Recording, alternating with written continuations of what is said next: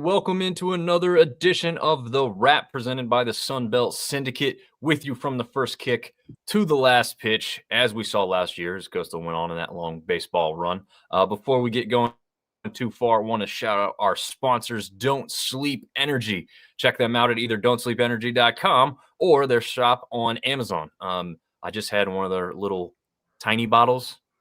Great stuff, man. I did no jitters, is no it like crash. a 5-hour energy kind of deal?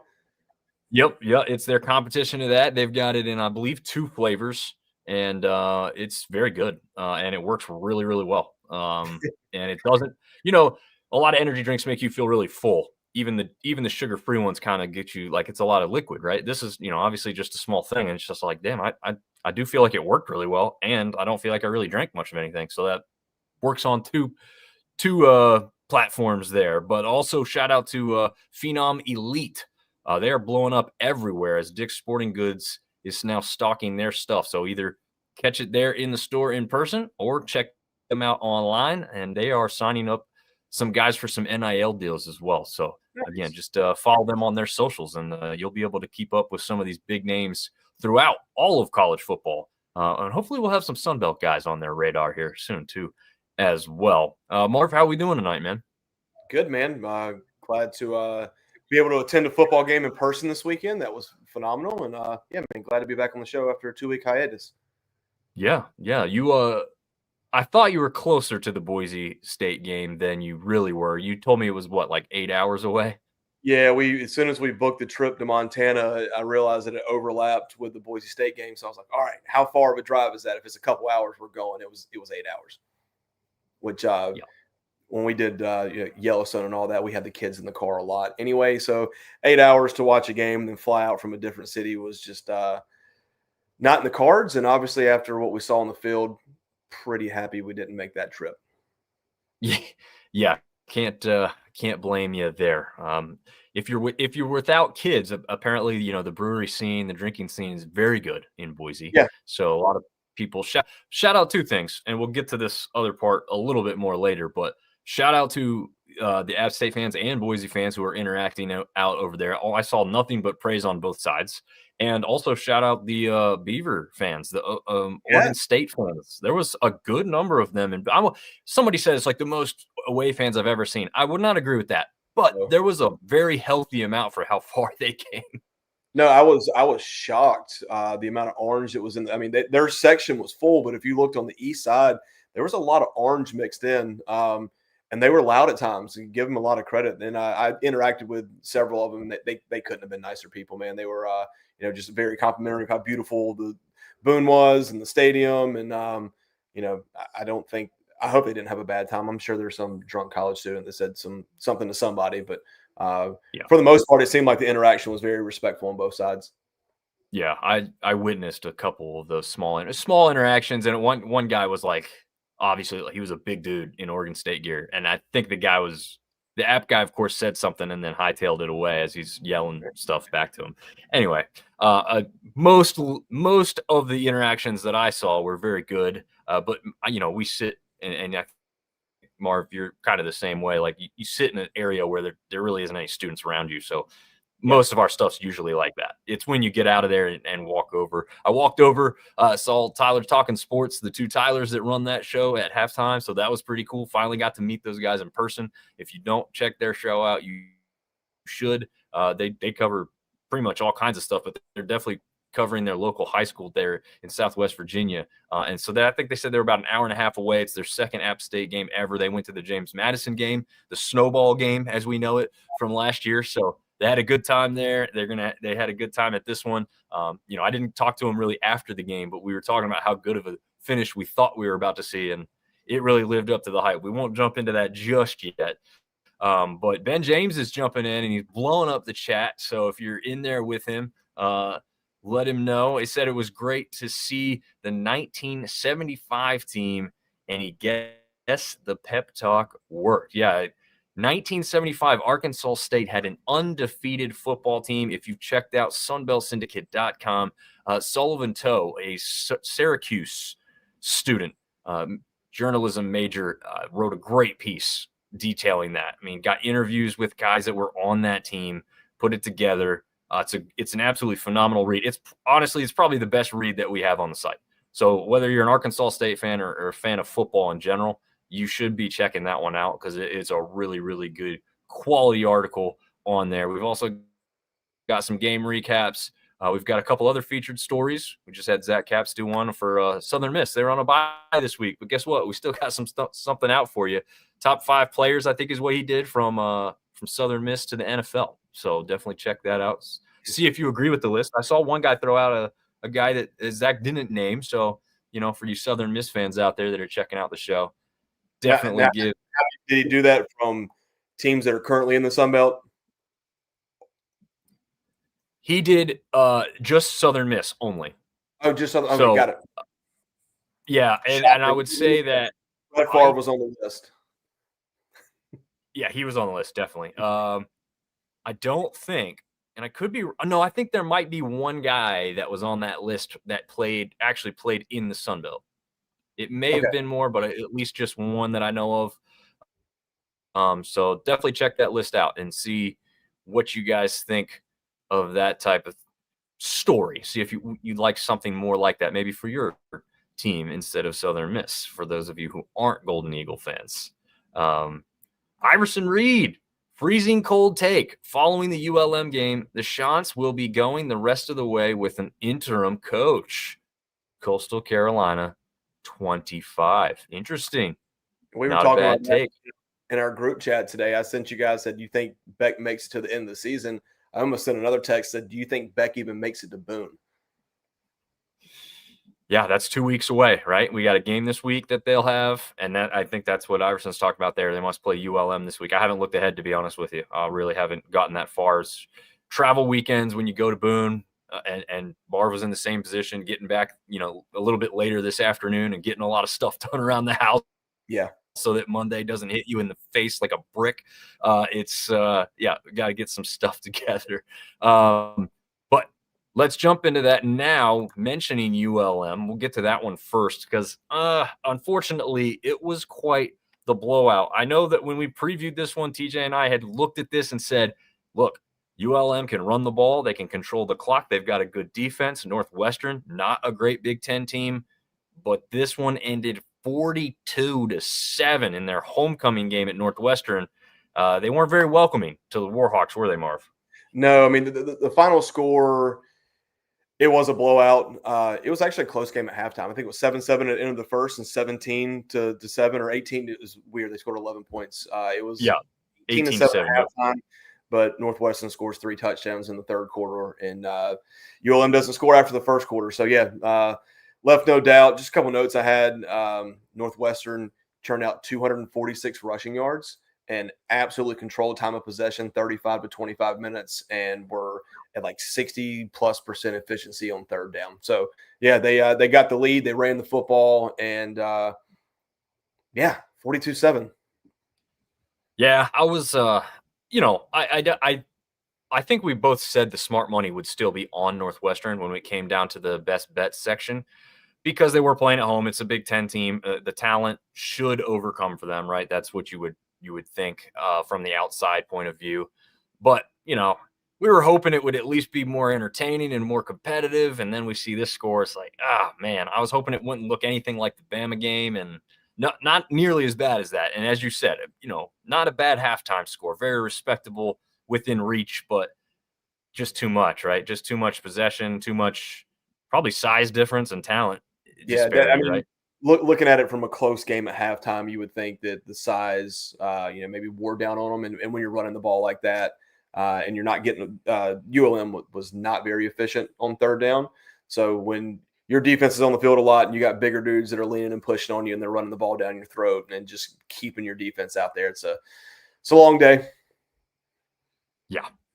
Well, thankfully for them, it's over, and they will move on to next week and kind of wipe this one from their memory. Again, if you look at it this way, ULM has been performing pretty admirably at the level that they should be playing at, and really their 2 bad losses are to 2 teams in some of the biggest conferences in the country.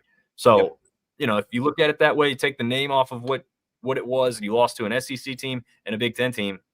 I mean, how many people out there thought they were going to win one or both of those? Probably almost no one. even Yeah. ULM fans included. So really, they're not really sitting any worse than they are. I'm sure, they're not happy as a team, but really from the outside perspective, they could still be competitive in this conference. That score to us, as far as Sunbelt fans is concerned, that really doesn't mean much, right? Yeah, and you're right. So the earlier commenter, yes, they do go to Conway next week, 7 p.m. kickoff at Coastal Carolina, and they're actually 2.5-point favorites. That's the early line. Ooh, Yeah. interesting. I'm surprised they're not a bigger favorite after what we saw, which I believe is the next game. ODU made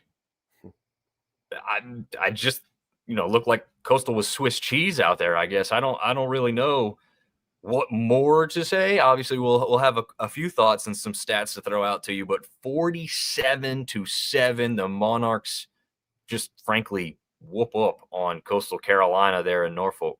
Marv, what are your thoughts on this one? Well, Colton Joseph's a really good football player. Yeah. When we had talked, and it might sound redundant for people that listen a lot, but we've always been saying we know the kid's fast, right? If he can start beating teams from the pocket, we know they have a pesky defense. If he can start beating teams from the pocket, they're going to be dangerous. How about 315 yards passing, 4 touchdowns, added 66 on the ground for another touchdown.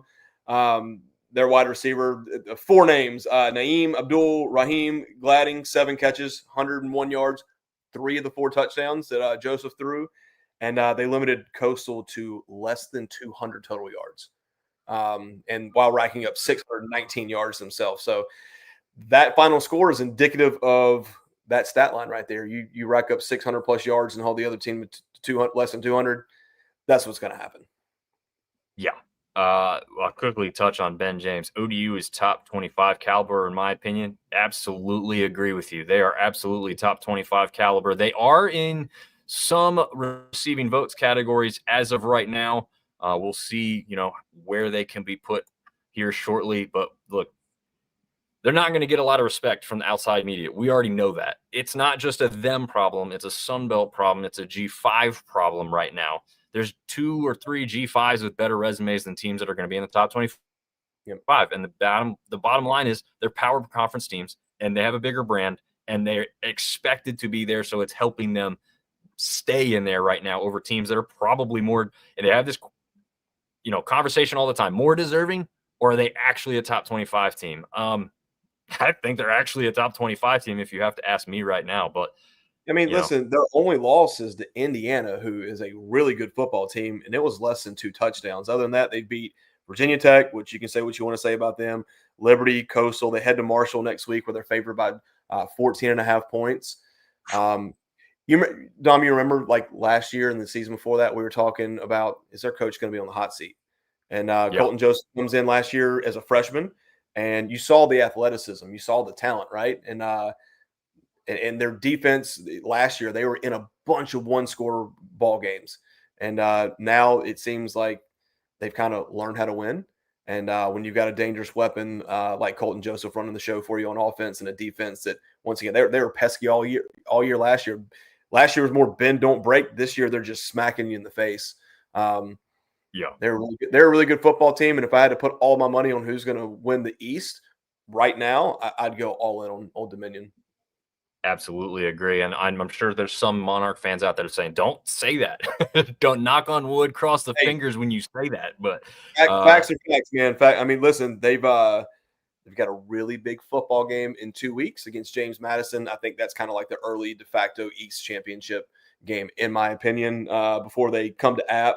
And then if you look at the rest of their schedule, ULM, Troy, Georgia Southern, Georgia State, they've got a path. Yeah, they definitely do. I fully expect them to take advantage of it. That the only thing you worry about, and it's not just for them, but in general for anybody who's rolling, is you got to keep your guys healthy, right? So in a game like this, right, like at what point do you take Joseph out and make sure he's good to go for next week, which did happen, but very much towards the end of that game is Henkel only goes 1 for 4 for 2 yards. So really, not much of the time on the field, but he did get taken out. Traquan Jones, Their top performing running back, 14 carries, just falls short of the century mark, 98 yards total. I'm going to give you full credit on the pronunciation of Gladding. I'm not going to go through his whole name, but man, A plus. Golf claps, sir. You nailed that one time through. No mistakes. Probably screwed it up. It's okay. We'll just roll with it. No, I think it was good. What surprises me is Ja'Cory Thomas has kind of been, at least over the last couple weeks, kind of their go-to receiver. Making a name for himself, being very obvious to find on the field. Just 3 catches for 36 yards, but that's not a bad thing, right? This is a team that we're talking about as a top 25 caliber team.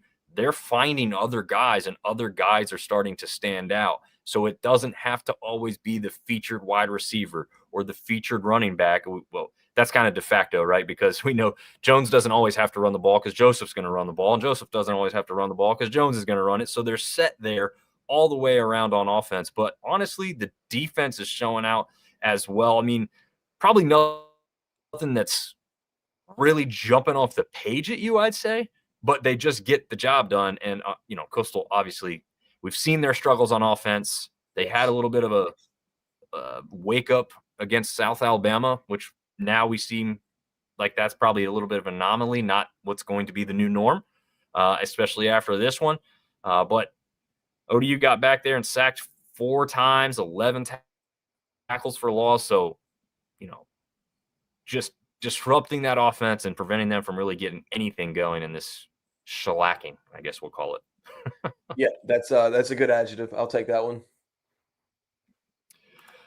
Yeah. All right. So this one was not a blowout, but this one I think people thought might be a blowout before this game kicked off. And then, I know Marv, Seth was sitting close to me during the game, and we're looking at the score. It's 7-0, 7-7, and then it's late in the fourth quarter, and it's still 7-7. James Madison does get the ball last, or at least, gets the last touchdown there to make it 14-7. But I saw some of the guys from JMU sound off. They said just bad penalties and just questionable offensive play calling. Lots of penalties. The two teams combined for 26 penalties and 214 yards of penalty yardage. That's just a sloppy game. I'm like you guys. I thought JMU was going to win, and I thought that they were going to win fairly handily. I'm not super impressed with Georgia State, and I think JMU's a pretty darn good football team. So I was like y'all, I kept looking at the scores. I mean, what is going on here? And I wasn't diving that deep into it. But yeah, Ben, I agree. The game was a lot closer than a lot of people thought. Alonzo Barnett did not have his best game. I think he was 11 for 22 for 78 yards. JMU did get 218 yards on the JMU did get 218 yards on the ground, but I mean both teams were held to under 300 yards of offense. No turnovers, which is good. You would think there would have been a lot of turnovers with a low scoring game like this, but defenses were good, penalties were abundant, and really surprised that James Madison didn't win by more. Yeah, and I know that Georgia State fans, again, have kind of gone back and forth on whether TJ Finley or Cameron Brown is the guy. And, I mean, it's still Finley, right? I mean, he goes 19 of 28, 198 for a touchdown. Not a terrible stat line in a game where you only score 7 points and your opponent only gets 14. Yeah, but when you only have 37 rushing yards and less than 200 passing, it's hard to win football games. Oh, yeah, no, that's not good. But, as far as the quarterback play goes, really – not a bad game. I mean, TJ Finley was certainly the best quarterback on the field on Saturday. That's kind of without a doubt with that stat line. And again, in this conference, we've seen what he's capable of. It's no surprise to me that he's going to be kind of leading this team. And they almost led him to an upset of JMU. But I want to mention one other thing too. We saw this James Madison team get upset early in the year last year at ULM. So that it seems like if the atmosphere and the crowd isn't there, maybe James Madison struggles to get up for these games, right? Like ULM. Yeah. And TJ has talked about that too as a player. He loved when people would talk trash and there'd be fans at their throats and yelling all kinds of stuff. It pumped them up. It helped them respond. It helped them get to that mode to play better and be more focused into the game. So maybe it's that. I mean, obviously last year they didn't get out with a win at ULM. They suffered the loss. At least here they've gotten out with a win.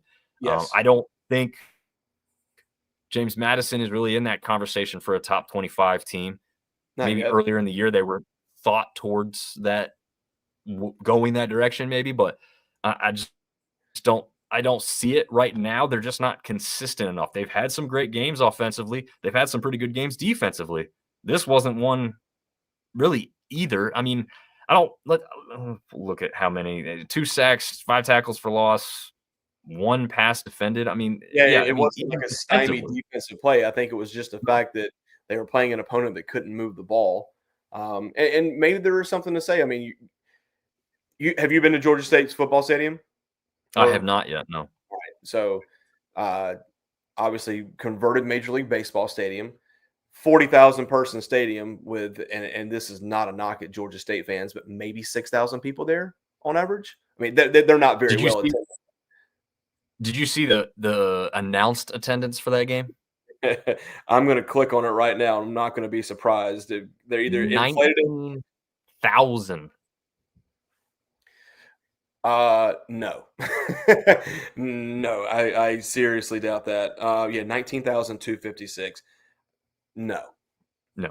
No. not a Yeah, we chance. know we know that these things get inflated. It's almost always tickets sold over actual butts and seat, but Yeah, when you say something like 19,000 and then I've seen video and picture evidence. I mean, it's yeah. not even half that. Nope. So, hey, great. I hope, some wealthy sponsors in the Atlanta market are buying those tickets, and whether anybody comes and uses them or not, it's money for the program. So I'm not hating on that aspect. I just think you got to come a little bit more realistic. Like if you Yeah, said 12,000, at least you could say, it might be 8.5, or yeah. something. I don't know. We talked about this so much with the amount of people and the amount of celebrities that are in Atlanta. You put a quality product on the field and give the people something to be excited about, they're going to come, right? But unfortunately for Georgia State, they've never really been in the conversation for a conference championship. Just never have been able to get that crowd base. I know everyone calls it a commuter college, but they're in a good spot geographically. If they could string together a couple really good years, they could and get a fan base going there. It could be special. Right now, it looks weird being Yeah. in the baseball stadium without a lot of people there. But if it was packed, I think it could be a very cool environment. They just hadn't got there yet. No, no. And like you said, it's just going to take 1 year of being hot. And like you said, the celebrities will attach themselves. It'll be a lot Hell, easier for them to push the brand. Ludacris graduated from Georgia State. Let's go. I mean, come on. That's true. He did. He's been in the Super Bowl halftime. He was at UNC this past Saturday. they they apparently UNC's got to give their fans something to cheer about. yeah, that's bad and it's hilarious. Apparently he got booked for that game before, again, before the season starts, you don't know what time that game's going to happen, right? I'm guessing that they thought that was going to be a premier game because it's Clemson and UNC. Obviously, with the way both teams have played, no one really cared. So they end up making that game a noon game. So he's like on stage performing at 10 a.m. and he announces to the crowd. I saw a clip of it. He said, "Pretty sure this is the earliest I've ever performed in my life." Thank God they have a lot of money here, or I wouldn't have showed up. Yeah, exactly. Right. Like he's probably like, man, I'm not even into this. Right. I don't know. I haven't heard anything good or bad. I'm sure half the people there probably don't really know who Ludacris is, except for an actor from Fast and Furious movies. Like they don't even know he was a rapper. Ludacris performed for the home run derby because it was in Atlanta this year, and obviously my kids are really big into baseball, and they're doing that. It's like him and Jermaine Dupri and like a bunch of the old famous Atlanta rappers, and my kids are like, "Who's that guy?" And I'm like, "Well, boys, you have no clue." Then I sat back and I was like, "Man, I'm old." Yeah. Yeah. I feel it all the time. I did pull out a really cool thing today in the hockey locker room.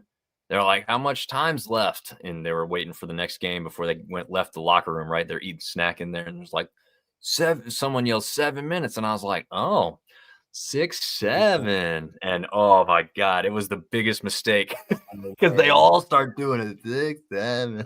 Don't do it. I had to. And then it was just not worth it. I mean, it was hilarious, But then I was like, oh God, now they won't stop. I think once we took the ice, they finally let it go. But yeah, I was like, oh, okay. It was funny for a second, but now we need to turn that off.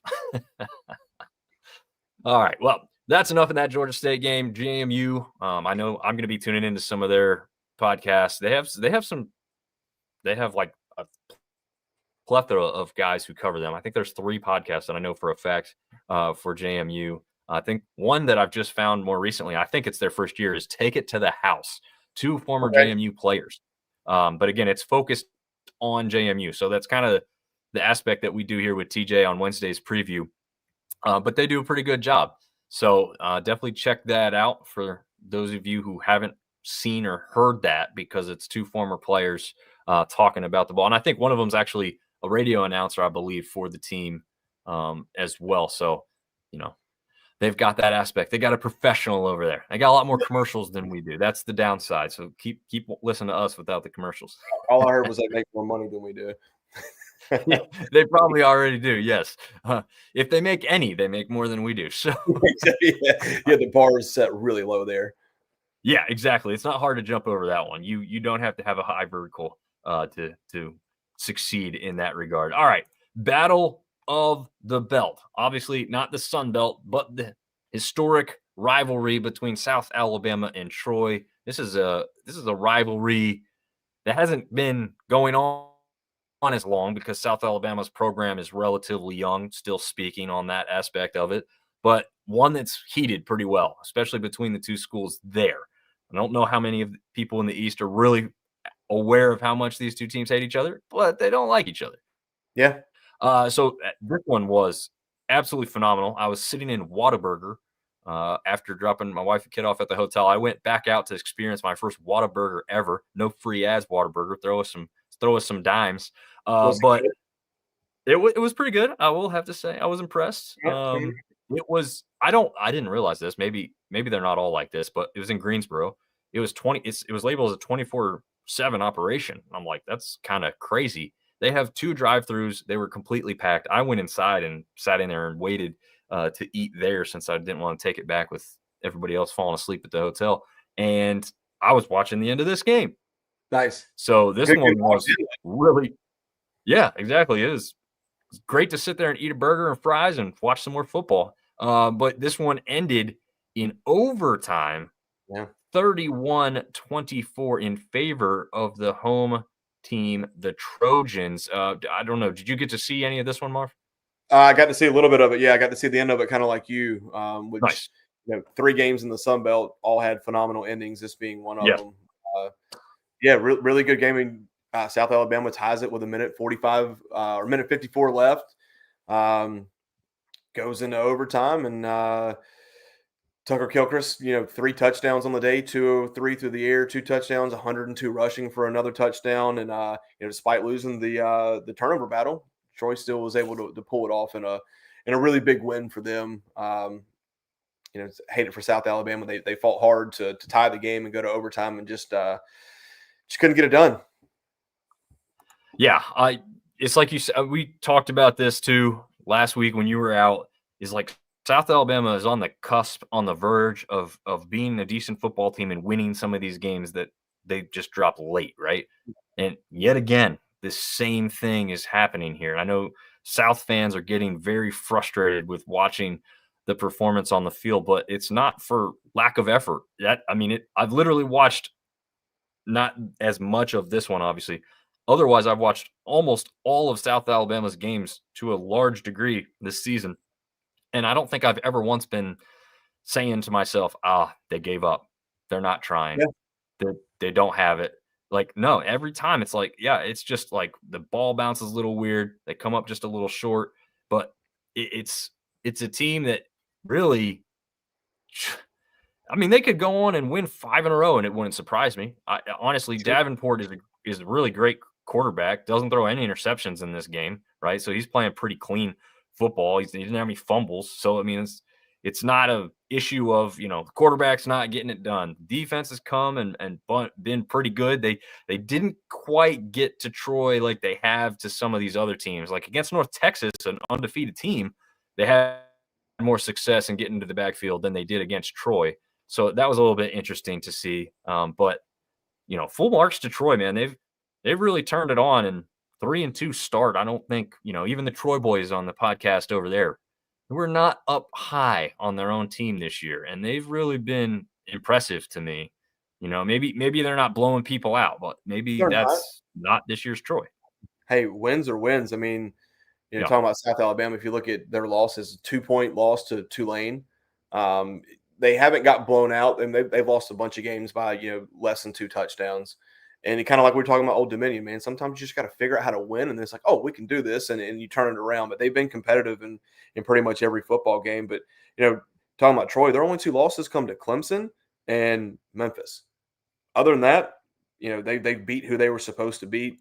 They got a Texas State next week, which will be that's going to be a good ball game. And unfortunately, South Alabama gets the no one wants it schedule of having 2 Tuesday games in a row for their next 2 games. But at least at least they're on the ESPN. They'll have eyeballs on them. But once again, like you said, kind of Troy's just figuring out how to win football games. And at the end of the year, no one's going to remember that, hey, you didn't blow people out. It's what were your wins and losses. That's what you're ultimately going to be judged on. And wins are hard in college football. So kudos to Troy. 3-2 start, like you said, probably maybe a game ahead of where everyone thought they would be. And South Alabama's probably a game or 2 away where everyone thought they would be, because the ball could have bounced the other way, like you said. But really good football game. Anytime you go to overtime, and for a rivalry game to end in overtime, it's the way it's supposed to be. Yeah, absolutely. Warren's right. Close wins is what we did during our run of Sun Belt championships. Yeah, it is. I mean, you don't have, like Marv, you just said it too. You don't have to blow people out. It doesn't really mean all that much in the moment, in the week, for a ranking, maybe. Yeah. But at the end of the year, when they're looking at bowl teams or they're looking at how your resume looks, all you got to do is have a bunch of W's. Yeah. And you're going to be looking pretty good in the eyes of most people. Ben James shouting out a Whataburger too. Jonesboro just started construction on their first one. So interesting. Spreading. Do we have one near us, Marv? I don't think we do. I don't think I've ever seen one. I've heard it, but I don't think I've ever physically with my eyeballs seen a Whataburger. I know I'd seen one somewhere, probably on a business trip for work, but I never stopped. And then we happened to be almost walking distance from one from the hotel. So that's why I was like, you know what? I'm doing it. I brought home little jalapeno ranch packets that they give out there. So good stuff there from those guys. But that'll wrap that one up for the Battle of the Belt. Stays with Troy. Or goes back to Troy. I think South Alabama had won the last 2 in this series, if I'm not mistaken. If I remember my little preview right up from earlier this week. But yeah, this one was totally worth watching. I might go back and watch more of this to see how it got to that point, because it was such a good game there at the very end of the 4th quarter, and then obviously in overtime there as well. All right, jumping into the game that we both saw live, one that ended in a really weird fashion, but a really cool fashion. I've never in my life seen a football game end on a play like this. Marv, take it away, man. I'm kind of a loss of words to describe it much better than that. Yeah, I mean, so we did a bit with Seth before the game, like what we were expecting, and I kind of made the comment that if App could clean up the turnovers, that I think we'd have a chance to win the game. Also, if defense could, at Boise, we had so many times where we'd get them to 3rd and 6, 3rd and 7, 3rd and 8, and watch them convert, that we could have a chance. But if you ask me going into the game, I thought Oregon State would win by 10, because Oregon State, everyone say, oh, 0-6, like, oh, you're so happy you beat an 0-6 team. It's a pretty good 0-6 team if you look at who they've lost to. They coming into the game, their opponents were combined 21-2, so they played good teams. But man, App gets out to the fast start, right, 17-0 at the end of the 1st quarter, and then just kind of went to sleep. And Oregon State can move the football. Their quarterback, I think he threw for 358. He did have 2 picks, which we'll talk about the last one at the end of the game. The wide receiver, Trent Walker, who was on the receiving end of that vicious hit, caught 13 passes for 179 yards. But, yeah, kind of Oregon State coming back, and every time they came back, App seemed to find another way to get points on the board and kind of keep the lead at a distance. It comes down to a fourth down stop on the goal line. Oregon State had it first and goal from the 3 and could not get it in. And then on our second play from scrimmage with a minute 40 left, Dominion fumbles the ball and JJ falls on it. That's another thing we talk about is the switch of quarterbacks at App. Yeah. Then so it's a safety, and so you have to kick the ball back to him again. And last play of the game, or not the last play, but the last offensive snap. Oregon State ran a play that they had been running all day. They would go motion one way and then bring a slot receiver on the backside of that motion. And we finally had a safety stay at home. And Walker catches the ball and then it gets absolutely obliterated. I thought it was an incomplete pass. I thought they'd ruled it a fumble, but the ball never hit the ground. It was actually intercepted. And man, what a climatic way to end the game. I know this will sound very homerish, but that fourth quarter, that was probably the loudest I've heard Kid Brewer in a very long time. The App State chants and the fans being engaged, it was really cool to see. But yeah, what a two really big defensive stands by App State in the last 4 minutes of the game to secure the win. Yeah, definitely a really, really good one. I want to touch back on this. Boom Boom is saying Troy leads all-time series 10-4. So I was wrong. South Alabama did not win the last two, but they did win last year's matchup. Troy brought the belt back this year. Ben James asking what the attendance was. It was just over 31,000. Yeah. 35,023 was the announced attendance. And 35. Okay. I'm going to say where you said 31's probably right. I always judge by the hill. The hill was packed. But like where we sit, there were empty rows, not seats, rows where we sit. Like if you look to the left of where we were, there was 3 rows that were completely empty. Yeah, I don't understand that. But do you think there's some companies that buy some of those tickets or something? Maybe I'm not sure because those are not the most affordable tickets in the stadium. Nope. And for them to be empty is a little weird. Yeah, especially for a game like this. Like, I understand that by the time it happened, it was lesser than most people thought. But like you said, leading into the season, this was one a lot of people had circled on the schedule that they were not going to. And you couldn't have asked for a better weather day in Boone for first weekend in October to be sunny and 70. I mean, it was weather was not an excuse for people not to attend the game. Yeah, not only sunny and 70, but like the perfect Boone weather because that combined with like zero humidity at all. Yeah, you could be like phenomenal.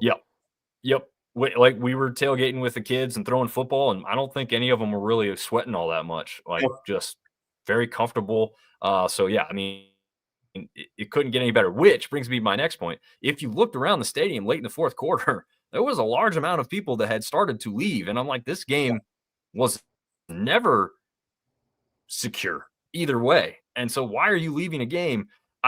People are free to do what they want. I'm not going to give you a hard time. There's multiple reasons why people would leave, but if I've paid my money and I'm seeing a game that's not decided and it looks like it's coming down to the wire, I ain't leaving the stadium. And there was a lot of pockets with people leaving, and the hill was starting to clear out a lot from the students too. And I realized it's a long day. You're standing there a lot, but it was just kind of surprising. The good news, like you said, that we'll touch on and hark on is the place sounded and felt like the old days where the crowd was always in every game up to the last couple minutes and just helping to make a difference. I think we did get at least one false start with the crowd noise. And of course, you don't know for sure if that's what that is, but feels like it when you're out there yelling. Yeah. But no, I think the big story besides the defense is the switch at quarterback. AJ Swan gets benched, or maybe not benched. Maybe he's not healthy. Everyone's been saying that he wasn't healthy. JJ Cole gets his first start. I say he managed the game. There wasn't any point of that game where I was like, remember when Joey made his when he came in 2 years ago and he comes in and just lights it on fire, like this is the guy, right? Never had that feeling with JJ, but what he did that AJ hadn't been able to do was he didn't turn the football over. I think that was a massive plus. Penalties were cut down as well. But yeah, I mean, big shout out to the App State defense. I mean, first and goal at the 3, they did the same wildcat formation 4 times in a row with the exact same result. and then to get the interception. They forced 3 turnovers, 2 interceptions and the fumble on the kickoff. So shout out to the App State defense. DJ Smith boys, kind of quieted anybody that was bitching and griping after the Boise State game and won us the football game. Yeah, I got to ask you a question. So they run out of that wildcat formation, and they, like you said, they ran out of it 3 times in a row. I think it might have been all 4 plays because the quarterback went out in motion to the right as a wide receiver, and they ran either right up the middle or off right tackle or right guard every single time. And I was waiting for them to. I was okay with. I mean, from my perspective, like, okay, you're going to run this 2 times, and if it doesn't work, now you know what to do out of that formation. They had a trick play set up if they wanted it. Yes, which was what he kind of does that fake jump pass, Yes. or I was waiting for that to happen, and I was just waiting to see if it was going to work because I was like, that's what they're about to pull. They're going to run this twice. Hopefully, they get in. This is what they're thinking, right? Hopefully, we get in one of these 2 times. But if we don't on this last one, we're going to make it look like we're going to do it again, and then we're going to fake this thing over the top. If they were going to do that, they never got the chance. So just incredible stuff. I want to give a shout out here. In the picture that you're seeing here on screen, if you're visually watching, that is Zaire Gamble, who has essentially a club on his right hand, which is why he struggled to possess the ball so easily on the interception. But full credit to Juan Burchell from freshman. Freshman is the one who popped that kid, who Trent Walker was lighting up the App State defense all day. I think he's going to be a Sunday player, if you ask me. It looks like he's got the speed, the hands, the size that he would need to compete at that level. But just annihilated on a very, very clean hit. I know someone asked if they thought it was going to be a targeting, but you know what was great? Shoulder pads right to the middle of the chest. I mean, that was as clean of a hit. Yep. Guy coming across the middle, and you can see his cleats there. He is laid out on the ground there. It was kind of scary because he stayed on the ground for quite some time. I mean, he got popped hard. Yeah. I think hopefully, because he did get up and walk off on his own, he wasn't really even assisted. I think it was probably the wind getting knocked out of him because, like you said, it was a direct hit to the chest. And for him, the worst part is, like, he never saw it coming, right? He grabs the ball. He's about to take that second step maybe, and then just gets annihilated. And everybody, not only did people not know it was intercepted right away, I think they were so focused on the hit, they weren't even looking for anything else, right? Like, oh, yeah, we just stopped them and then forced a 4th down. And then I think it was it a 3rd down play? Do you know off the top of your head? I think it was 3rd down. I was one of those people. So I saw the hit, and then I saw Gamble running and go down. And my initial thought was that he caught it and he got hit and he fumbled it. And I looked to the guy beside me and said, man, they're going to call this one back. Like, there's no way he completed the catch. That's incomplete. And he was like, that ball never hit the ground. And I looked up and they were showing the replay, and I was like, that ball never hit the ground. That's ball game. It was kind of a crazy finish. Like I said, all my life, never seen a finish like that in a football game. So it's cool to see one kind of go a different way. Usually you see maybe a Hail Mary, which we've seen, right? Shout out Troy fans. But you've also seen walk off field goals. You've seen missed field goals that should have been a win, but ended up being a loss. But like something like this, where it's a play in the middle of the field, you don't think either they complete it and they go down and they get another shot, or you stop them but they still get another shot. But the way this happened and transpired was just unlike anything I've ever seen before. All right. Well, Ben Zames got a comment on this one. A-State long snapper had himself a game yesterday with an initial tackle and then getting 3 tackles by himself on punts. So, okay, he's snapping the ball and he's getting downfield and making something of himself even after that. So that's pretty impressive here. But this one was another one I got to see the end of here. Just a crazy. No, I saw the highlights. That's what it was, because this game was going on the same time we were at ours. But 31-30. Okay, crazy finish, right? It's crazier than it even looks like on the scoreboard. Marv, do you have kind of like a detailed thing on how that happened? 41 of the 61 points were scored in the 4th quarter. It was a 10-10 game going into the 4th quarter. Missed extra point attempt. I mean, so Texas State scores a touchdown with 1:02 left, and then misses the extra point attempt. And Jalen Rayner goes 5 for 5 for 71 yards, leads them down the field, and they kick the field goal or the extra point attempt and ends up winning the game. But yeah, I mean, 10 points in the first 45 minutes, and then just absolutely it was who's going to have the ball last, right? That's what it feels like when you start scoring points like that. Yep.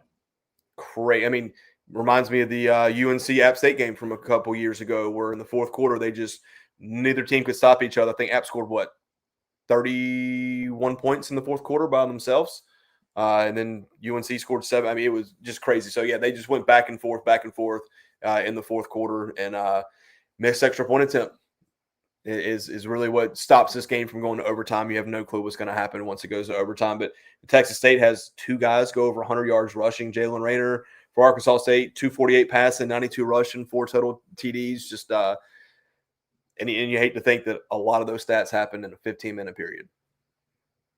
Yeah, and Rayner went off not only the last drive, but last 20 passes he completed.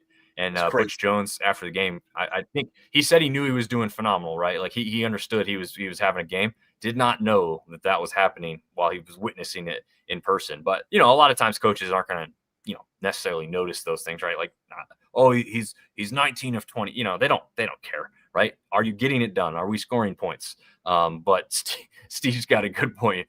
Texas State starting off their last Sun Belt Conference season with their first conference loss of the year. More to come.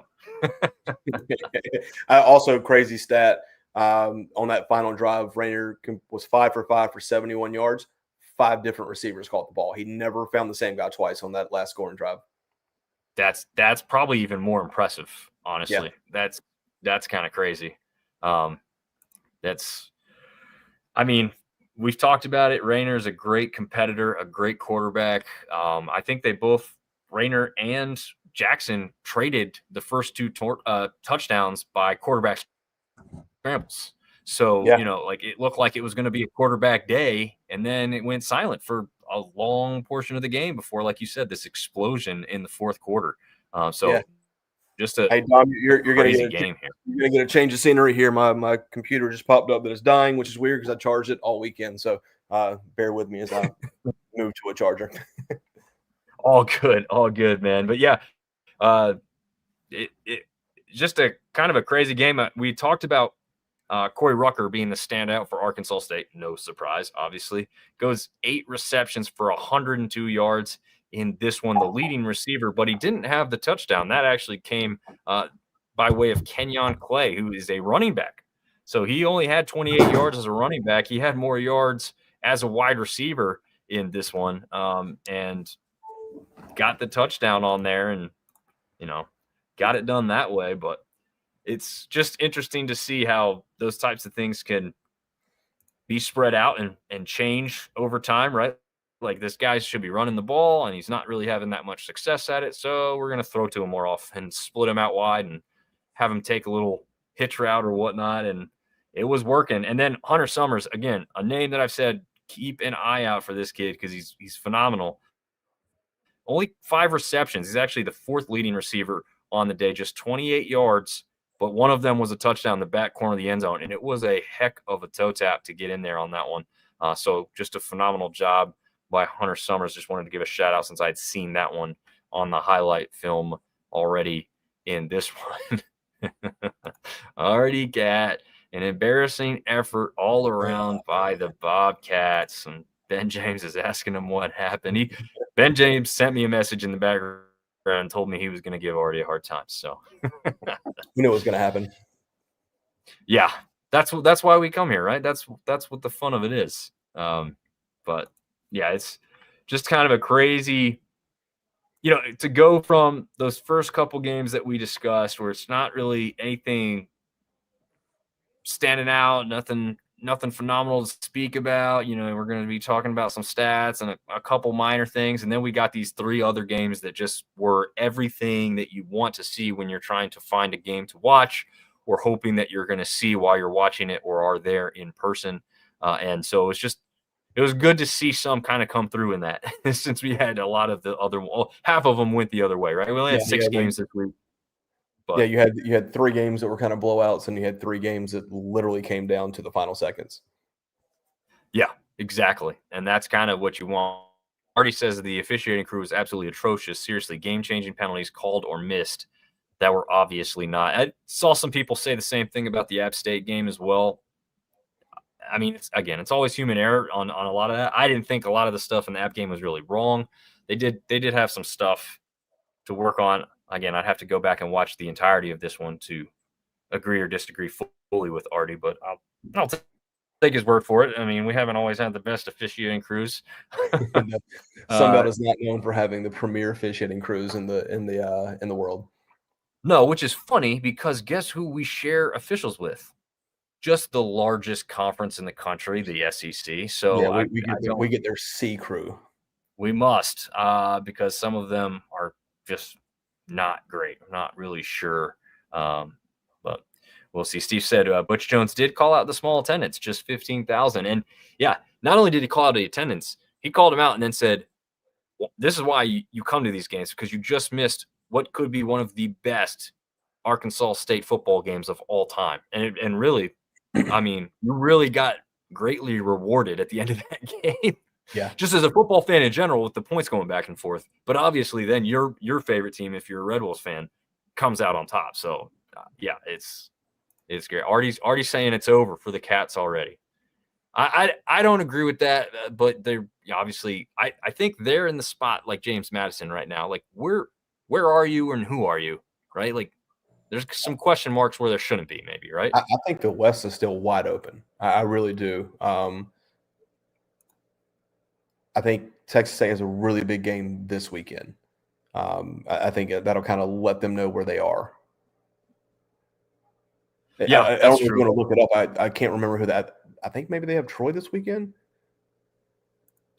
I'll pull it up right now. I hate when you do that on here. It's like I'm on Sunbelt, and then I want to go to the next week, and it like automatically goes to top 25. That's how much they just disrespect us, right? Like, come on. Yeah, every friggin' time. So we do have a Thursday game. And you said Troy and Texas State. That is correct. Yeah. In San Marcos. So they're back at home for this one. So that should help, obviously. We'll see. Big game, Troy. Yep. All the Troy fans are coming out to help you out with that. Oh, well, we'll get to this one, and then we'll go back to G. Willis because that's the one I tried to click on. Literally, Butch Jones run down the sideline, gave the refs a stupid flag, and then it got picked up. Yeah. Butch Jones is a pretty heated guy when it comes to that. You've seen that throughout every stop he's made in his coaching career. G. Wills, and it's the point that blows my mind. We have low A ball-esque refs in the Sun Belt. If same guy controls the SEC refs, when does there start to be discipline towards not upholding a standard? Yeah, I mean, I've been through this as an official. You do get reprimanded. They do take games away. They do not reward you with the bigger and better games, but they won't fire you. You know what I mean? Like they're just going to try and re-educate you. And some people are stuck in their ways. And the biggest thing I have a problem with is when you review a play and still get it wrong, which hasn't happened often, but that's the stuff to me that's mind blowing. Like, all right, we've stopped the game. You've stopped the game because you want to get this right. And then you come out with like, an incorrect decision or whatnot. Like it wasn't a Sunbelt game. I don't think it was. I'm trying to remember because it was weeks ago now. There was some kind of targeting call that was like the epitome of a targeting call. Oh, it was the Penn State Oregon game, I think, if I'm remembering correctly. It was like crown of the helmet all the way, very obvious. Then they came back after review and said, no, there was no targeting on the play. And I was like, that was, and like even the announcers, the broadcast, everybody was like, what are you talking about? How about during that game, how we go to a TV timeout for 2.5 minutes and they come back and they're like, oh, by the way, we're going to challenge the spot now. It's like, well, you had 2.5 minutes to do that. Like it gave a big 4 or 5 minute lull in the games. You should have handled that during the TV timeout. Yeah, absolutely. I agree with you on that. I was asking my wife the same thing, and she's like, what now? And what's hilarious about that is I specifically saw what happened on that one. There was you hate to point it out because everyone's gonna be like, oh, of course you're gonna say this. There was a female ref on that side, and I thought she was actually doing a pretty good job Oh, throughout the game. I never really She was on pinpointed my her. side. She was on my side the entire time. She Yeah. was atrocious. She was bad. Oh, was she? Very Okay, well, bad. maybe she just didn't stand out for any bad reason. But this was on that last drive, right? I think this was the series before the interception occurred when the game was over. They ran a play. They were at least a yard short. She was standing where she thought the ball was, or I guess the ball was spotted there. The yard marker for the first down is to her right by at least a yard or so, right? Just off. She's not standing in front of the yard marker. She never turns around, and then she just motions for them to move the sticks. And I was like, that was not a first down, at least not by the spot. Now, could it have been a first down? Right. Yeah, but she could have been in the wrong spot, whatever. But the fact that she never even kind of turned to look around and they started moving the sticks, and then, like you said, they take this TV timeout, they come back, and now they're going to take a look at it. Like, guys, what are we doing? She was the same one that called their third down carry a touchdown when it was clear. I mean, the ball hits the ground a half a yard short, and she also threw a pass interference that occurred in the other end of the end zone. She threw it from the other end on the backside with no view of it and threw a flag. And I like right in front of me. I'm like, you could not have seen that. Like there's zero chance you saw that. But the one that but there was 3 or 4 times where she very blatantly mismarked the football. Like, and I'm talking not even close. It was like where's your head? Neither here nor there. They won the game, but it was one of those like, you're not very good at your job. Yeah. Well, speaking of people that are good at their job, the ACC is at least giving the audience cameras and audio of the crew decision, and that's true. They do, because with that, it actually provides a lot more, right? Obviously, communication and clarity throughout the game, especially, look, if I'm paying for a ticket and I'm in a stadium, I want access to whatever I can get because we're not at home, right? We don't get to see 17 replays like they do at home. A couple times, maybe, if you're lucky, you'll get to see at least 1, maybe 2 at the stadium, but they don't usually continue to replay the play in question. The ACC is 100% winning the day with this. And the point I was going to make too was, you've got money on games by a lot of people now. You could really easily hide a decision that could change a game and win somebody or lose someone the game. Those types of things are harder to hide when you have all of this going on and being put in front of people, so they can't say the ACC isn't on the fix. No, the ACC is. I don't like the ACC for football. I don't really think they deserve as much respect as a lot of times they're given. This year being kind of one of those with Clemson being down and everything. But this is the thing that, to me, they do better than anybody else. And I don't know, Marv, I'm sure you'd like to see that too, right? Transparency is never a bad thing. Like that's. I like what they're doing a lot. Yeah, Steve. I thought I knew Steve was an App fan. At the App State game, she missed a couple pass interferences, one that changed the drive completely for App. So she was making mistakes. I just wasn't noticing her as much till the very end of the game. Literally, she was on my where my seats are. I'm right down the sideline in the north end zone, and she was on our side the whole time. And it had to have been bad for me in the heat of the game to notice one person not doing very well. But it's also one of those things that once you notice it, you couldn't take your eyes off of it. That makes sense. Artie Cat saying GJ Kenny leaving for Oklahoma State, which is the big time rumor, isn't helping their play, but excuses don't matter, and drama isn't good for teams. I will give Kenny credit on this aspect of that is whatever is going on in the background, whatever does happen, he has been up front and told his team that he is talking with other teams. So he's not trying to hide that fact.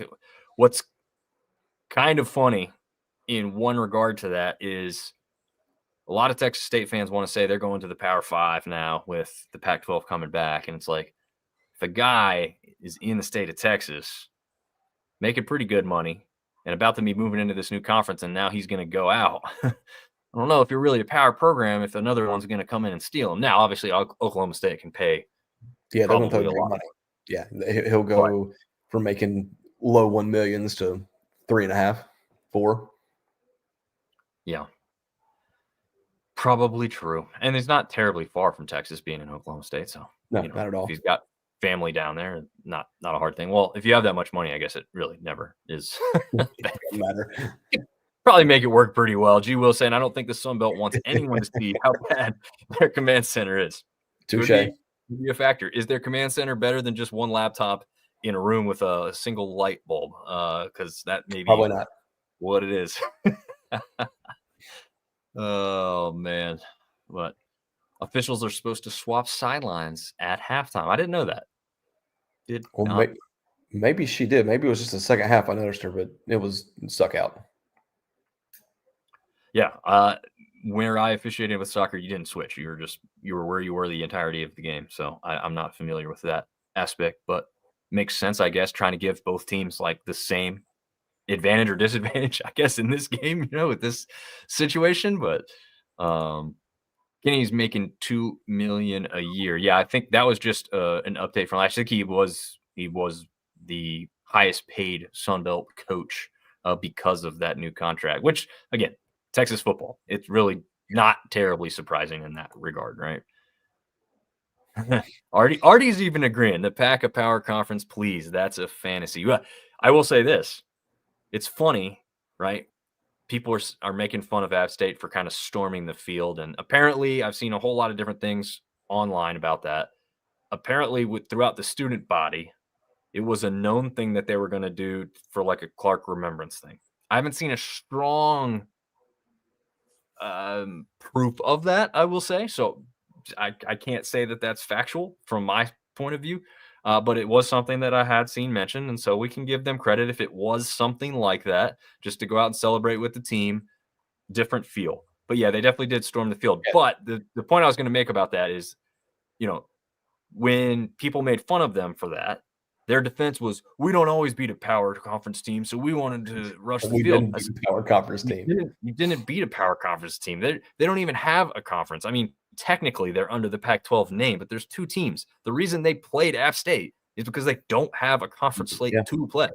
So they're not a power conference team. If they were, one of the two Pac-12 teams would be in the college football playoff. And neither one of them are going to be. I got two thoughts on that really quick. Number one, they should not have rushed the field. That was that was bad. That was stupid. And number two, if they did it for Sean Clark, remember, I just want to bring this up. The tribute they did to Sean Clark was terrible, half-assed at best. For what that guy did for our university, and listen, it didn't end well. He was a head coach. Apparently there was no hard feelings on either side when he got let go, but that was not good, in my opinion. Yeah, no. I mean, I like so for those that aren't aware, I wrote about it in the article on sunbeltsyndicate.com. Wink, wink, shout out myself. But I wanted to make sure that I mentioned that because I thought that was an important aspect to the game. And Marv, we had this discussion, you, me, and Seth before the game. Like, I wonder what they're going to do. Do we think it's going to be before the game? Do we think it's going to be at halftime? It was during I believe, the first TV timeout. Is that are you recollecting it the way I am? It was early in the game. I don't think it was the first TV timeout, but it was very early in the game. Okay. It was 10-0. I knew that. It was at least 10-0 when they did the announcement, which I thought it is kind of a good time, right? Like everyone's kind of in this mood, and I did like the aspect where they said, instead of a moment of silence, I like that. We're going to have a celebratory make noise. And so that was kind of cool because I think people responded really well. Also, you have a stadium of 30,000 people. You're not going to really get much of a moment of silence. So why don't we just lean into the fact that, Clark wasn't this like, I don't know. He was a loving guy who would have loved that, right? Like I thought that was good. Then they showed one play. The worst highlight clip ever. Yeah. That one play who sprung Scott Satterfield to score a touchdown against Marshall. Okay. They showed a play that was so bad to pick out Clark. They had to show it again from a different angle, and you saw Clark's block on like a split second. They didn't give him a highlight package. No. They didn't put together any kind of video montage. I was like, okay, like you said, he was let go from his job, but this is a different situation. You're not just giving the guy an honor because he was a good dude and you just want to do something nice. Like this guy meant a lot. I mean, he was there as a player and he was there as a coach and he never wanted to leave. So I was disappointed as well. And in the overall, again, I liked an aspect of what they did.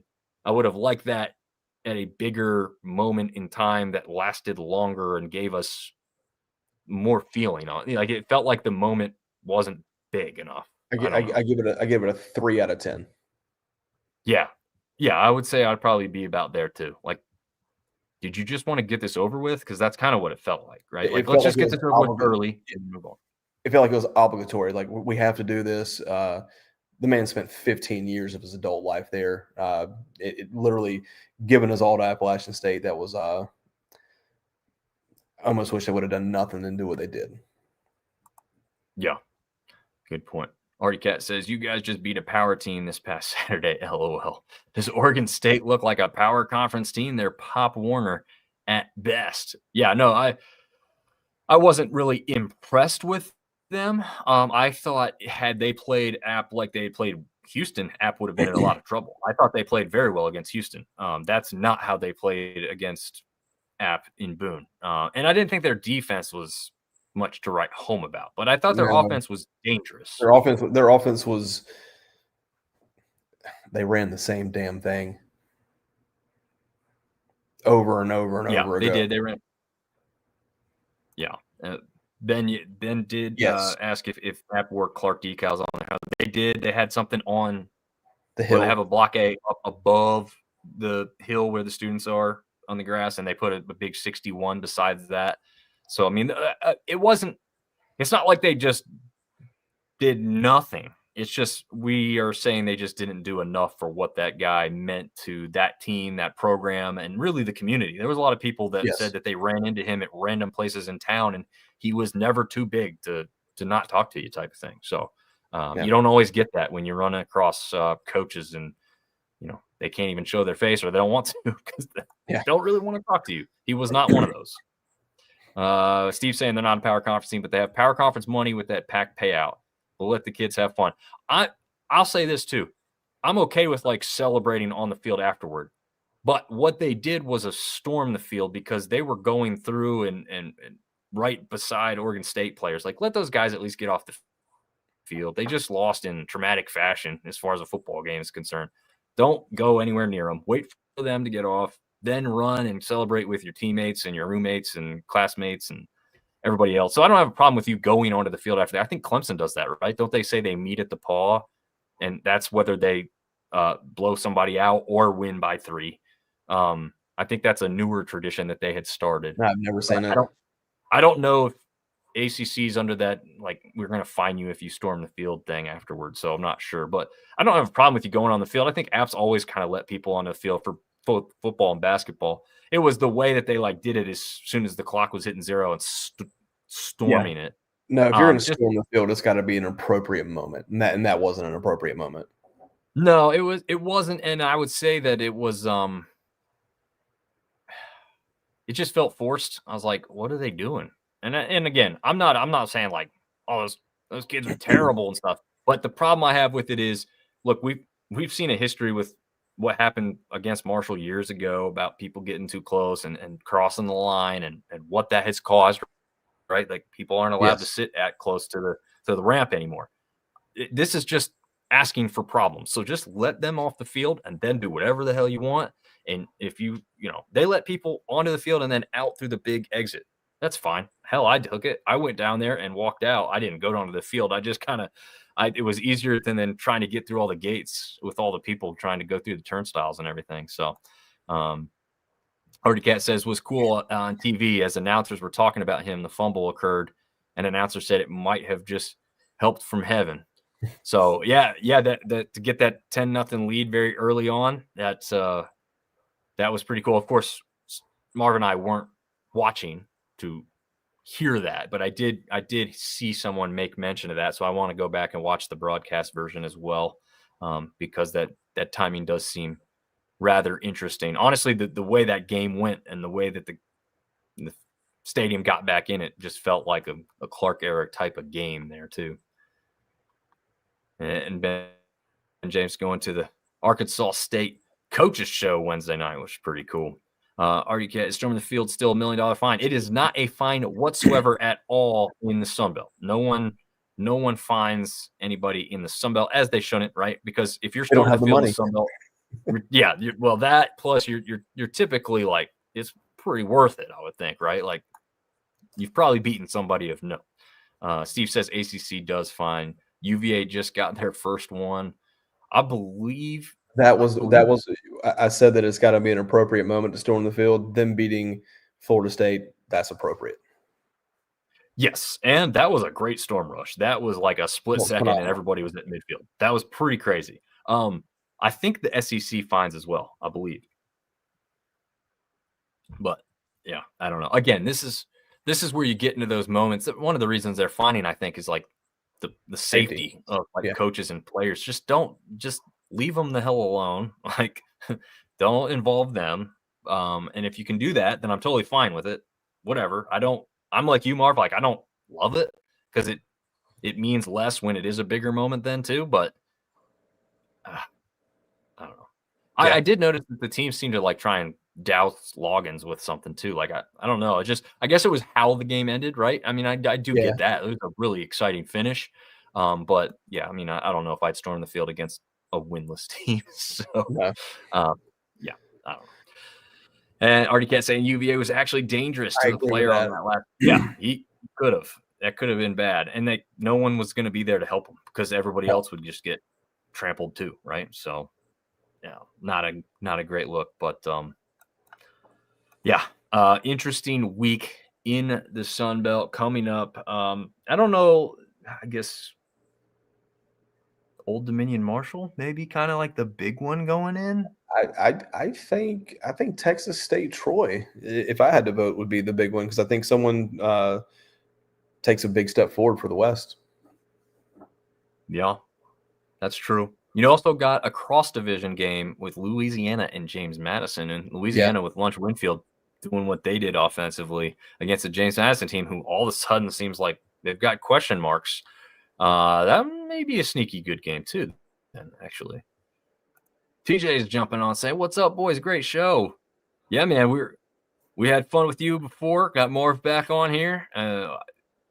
Just keep the rap rolling because it's one of our most successful shows, no matter which one of you's on. So it's pretty cool that a lot of people want to hear how it transpired for other teams that they maybe didn't get to watch, and we really appreciate it. I mean, I ran into a couple people, Marv, once we had split. At least 2 people were like, "Hey, man, like the show," and I was like, "Oh, sweet, I appreciate it." Right? Like, so yeah, we always appreciate the interaction and stuff, and rarely get to do it in person. Yeah. So it's fun to hear that, right? It kind of makes it work. Awesome. Yeah. Steve says once we get the East Tower build app, I think we flip the home side. That makes a more direct path for visitors off the field. Interesting. I disagree. I don't know. Yeah, I mean, an East Tower isn't coming around anytime soon, I think. Like, I know it's on the cards in the plan. Yeah, it's going to be a couple of years, I think, but I don't know. I just think the tradition of the home and away, or as an app, called East and West. I don't think you can break that. Yeah, I'm not sure. I mean, since we've been watching, right? Like, they've come out of at least 2 or 3 different spots. They used to come out from the football at the old field house, which is obviously gone in the north end zone where you sit now.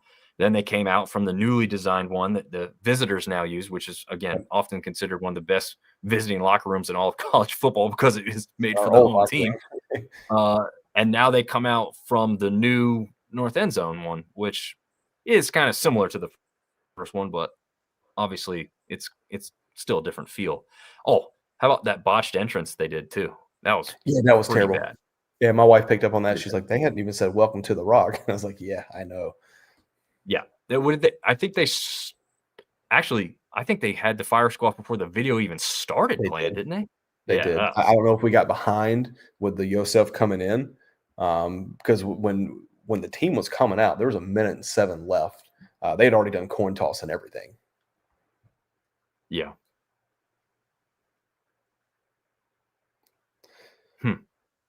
Yeah, maybe that is what set it back, which is weird because I didn't think it took that long, right? Like it actually seemed to be pretty successful. It's not like they struggled to unhook them and get the wires out of it because the wire once he was off, the wires were going away It was done. Yeah. from the zip line in. But Steve is making up a good point though. Yeah. Louisiana just flipped their home side broadcast show side to showcase their new stadium improvements. Yeah, I mean it's not to say it couldn't be done. I'm not sure because you'd be battling the sun on that other side a Yeah. lot more. I wouldn't be a fan of it. I can see the argument for it, but I wouldn't be a fan of it. You know, I'll be a fan of it if I get seats up there. Then I'll be like, I don't care. I'm just gonna. Hey, just shell over some of that. Shell over some of that show money, buddy. You got it.